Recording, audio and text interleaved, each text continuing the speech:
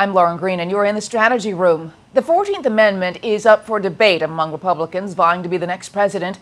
Businessman and GOP frontrunner Donald Trump is calling for the end to birthright citizenship, and other GOP candidates are calling foul, believing this is nearly impossible to do. Here with reaction is Tom Dupree, former Deputy Assistant Attorney General. Welcome to you. Hi, how are you? So what do you think of this? I mean, will it take a constitutional amendment? I mean, will we even get to the idea of a constitutional amendment to end the birthright citizenship? Well, the first thing that happens is Congress has to act. Congress would have to pass legislation essentially repealing birthright citizenship. And at that point, the question really would probably go all the way up to the Supreme Court, basically whether Congress has the power to repeal birthright citizenship or whether birthright citizenship is something guaranteed to people under our Constitution. I mean, is Mr. Trump out of line for even suggesting this? I mean, would other candidates, like a GOP candidate like Scott Walker, have taken this stance without Trump even making the first move?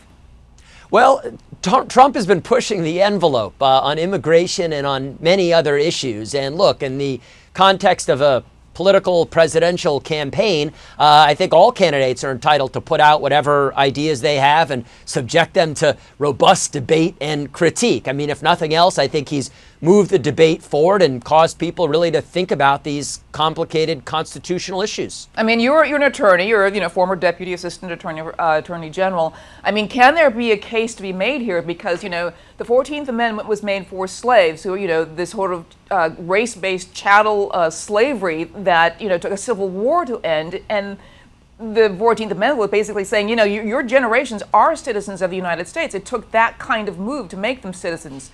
Could there be a case made that says that's a difference between anchor babies and sort of birthright citizenship that the problem has been created? There's a case to be made. That said, I don't want to understate how challenging I think it would be. People who would want to repeal birthright citizenship, I think, would have to navigate a number of things. For one thing, I think they would really have to engage with the text of the 14th Amendment. As you note, it's a post-Civil War amendment, and you look at the text of the Constitution, the amendment, and it says that anyone born in the United States and subject to the jurisdiction of the United States is a citizen of the United States. And so I think what Mr. Trump would be proposing to do is essentially to redefine the class of persons who are subject to the jurisdiction of the United States and argue that if you take babies born to illegal aliens out of that class of persons, they're no longer covered by the text of the 14th Amendment. I mean, we're not alone in this sort of citizen birthright thing. In Canada, Mexico, they share that with us, but then European countries don't have that. I mean, you've got France and Britain, Germany, Greece, Italy. For instance, they all say at least one citizen, at least one of them has to be a citizen, and then they have to sort of decide after that. But I mean, can you see that becoming an issue for America, which prides itself on being a nation of immigrants?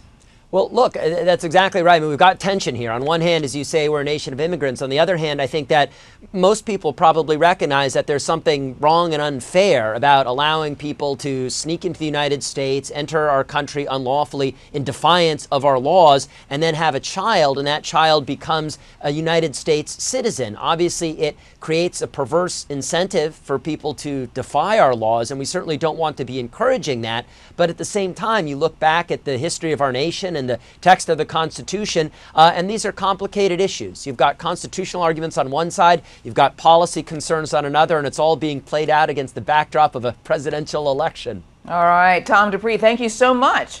Absolutely, thank you. And you can check out foxnews.com for more on this developing story and the 2016 presidential race. I'm Lauren Green, and thanks for watching.